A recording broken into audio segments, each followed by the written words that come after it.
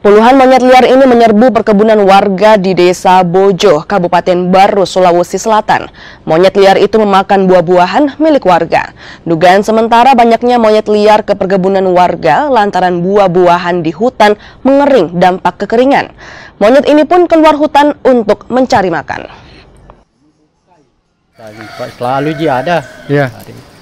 Dari hari gitu. Ya. Kalau musim-musim begini memang masuk karena musim kemarau. Iya.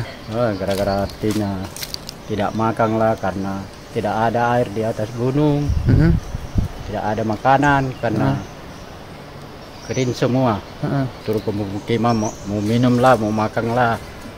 Artinya makan pepaya, makan buah-buahan lah, mangga, pisang. Kalau artinya mengganggu warga tidak juga. Itu ji selalu makan begitu ji. Kalau artinya ada mie warga lari mi. Oh. Ya begitu. Artinya kalau sudah diusir langsung kabur lagi ke hutan ya? Kabur.